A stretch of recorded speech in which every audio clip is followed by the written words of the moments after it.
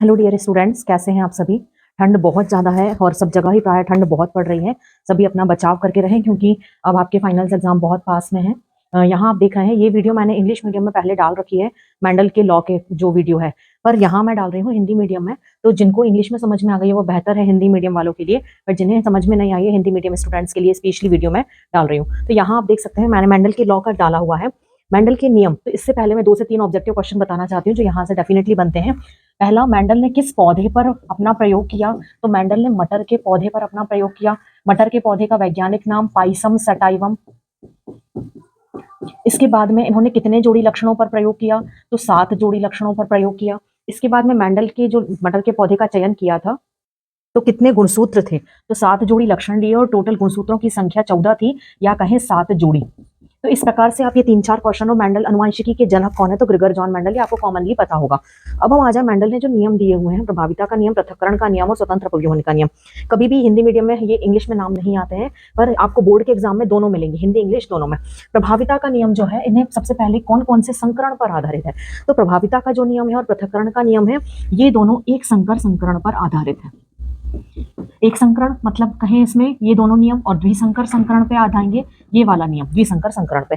एक संकर संकरण का मतलब आपको पता होगा, एक संकर संकरण मतलब एक जोड़ी लक्षणों को लेकर के जब वंशागति की जाती है, और स्वतंत्र अपव्यूहन मतलब द्विसंकर संकरण जब 2 जोड़ी विपरीत लक्षणों की वंशागति की जाती है तो उसे द्विसंकर संकरण कहा जाता है।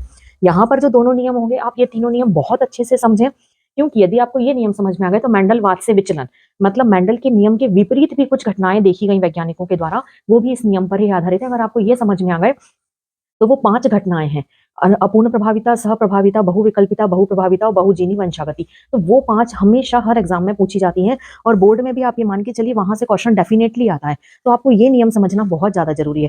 प्लीज आप कॉपी पेन लेकर के बैठे, अगर कहीं कॉपी पेन में दिक्कत आती है, आपको डाउट आता है, तो आप वो नोट करें और कमेंट बॉक्स में मेंशन करें। और साथ ही अगर यहाँ कोई इंपॉर्टेंट चीज आती है, अगर आपको पता है और आपके नॉलेज से डिफरेंट है, तो आप उसे नोट डाउन करें। तो आइए हम स्टार्ट करते हैं प्रभाविता का नियम। प्रभाविता का नाम से समझ में आ रहा है प्रभावी। आपको पता होगा कोई भी गुणसूत्र में पाया जाने वाला जो जीन होता है, वो जीन के 2 एलील होते हैं। मान ले हम जीन अगर बात करें आंखों का रंग, तो आंखों के रंग के 2 जीन होंगे, या तो आंखें काले रंग की होंगी या आंखें भूरे रंग की होंगी। मतलब माता का लक्षण काला है, पिता का लक्षण भूरा है। तो एक जीन के 2 एलील होते हैं। जो जीन अपने आप, जो एलील अपने आप को प्रदर्शित कर देता है वो प्रभावी, और जो प्रदर्शित नहीं कर पाता है वो अप्रभावी। तो प्रभाविता का नियम यही कहता है, जो लक्षण अपने आप को प्रदर्शित कर रहा है अगली पीढ़ी में वो प्रभावी लक्षण, और जो नहीं कर पाएगा वो अप्रभावी लक्षण कहलाता है। दूसरा नियम कहता है पृथक्करण का नियम। हम इसी उदाहरण से समझेंगे। पृथक्करण का नियम मतलब जीन मान लिया हमने आंखों का रंग, एक काला लक्षण है, एक पूरा लक्षण है। अब अगर आंखों के रंग की जीन को अगली पीढ़ी में अपने आप को प्रदर्शित करना है तो उसे अलग अलग होना ही पड़ेगा। अलग अलग क्यों होना पड़ेगा?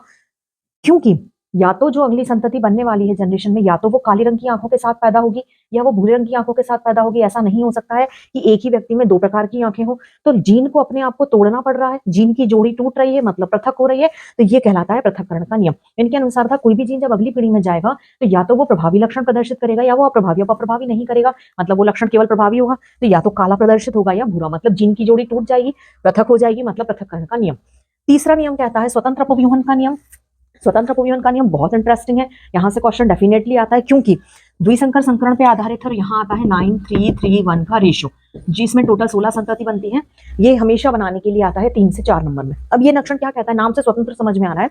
इसका मतलब है कोई भी जीन अपने आप को प्रदर्शित करने के लिए किसी भी दूसरे जीन पर निर्भर नहीं है। जैसे हम इसी उदाहरण से समझें, सबसे पहली बात, द्विसंकर संकरण है तो 2 लक्षण लेने होंगे। एक हमने लिया आंखों का रंग और दूसरा हमने लिया बालों का आकार। मान लें बालों का आकार माता का घुंघराला है और पिता के बाल सामान्य है। अब हम कहें जिनकी आंखें काले रंग की होंगी उनके ही बाल घुंघराले होंगे, क्या ये कंपलसरी है? बिल्कुल नहीं है। घुंघराले बालों के लिए काली आंखें होना आवश्यक नहीं है। यदि मैं कह दूं ये इस एग्जाम्पल को छोड़ के, जो व्यक्ति लंबा होगा वो ही समझदार होगा या वो ही होशियार होगा, पर कंपलसरी नहीं है। छोटी हाइट के व्यक्ति भी बहुत समझदार होते हैं। जिनकी चमड़ी का रंग गोरा है वो ही होशियार होंगे या लंबे होंगे। चमड़ी का रंग और ऊंचाई, 2 जीन दोनों अपने आप को प्रदर्शित करते हैं। तो किसी भी जीन को, स्वतंत्र अपव्यूहन का नियम मेंडल का कहता है, किसी भी जीन को अपने आप को प्रदर्शित करने के लिए दूसरे जीन पर आश्रित नहीं होना पड़ता है। इसे कहते हैं स्वतंत्र अपव्यूहन का नियम। तो इस तरह से मेंडल के 3 नियम, प्रभाविता का नियम, पृथक्करण का नियम और स्वतंत्र अपव्यूहन का नियम। आपको कहीं भी दिक्कत जाती है तो प्लीज इसे कमेंट बॉक्स में मैसेज करें और मुझसे दोबारा कहें, मैं और इजी तरीके से बताऊंगी। बट आप बहुत अच्छे से इन्हें समझ लें, क्योंकि अगली जो मैं वीडियो आपको अपलोड करूंगी वो होगी मेंडलवाद से विचलन। उसमें से क्वेश्चन डेफिनेटली आता है, और वहां से क्वेश्चन अगर आपके डाउट क्लियर हो गए तो आप बहुत अच्छे से उन्हें कैरी कर पाएंगे। तो प्लीज चैनल को सब्सक्राइब करिए, वीडियो को आगे शेयर करिए और लाइक करिए। Thank you.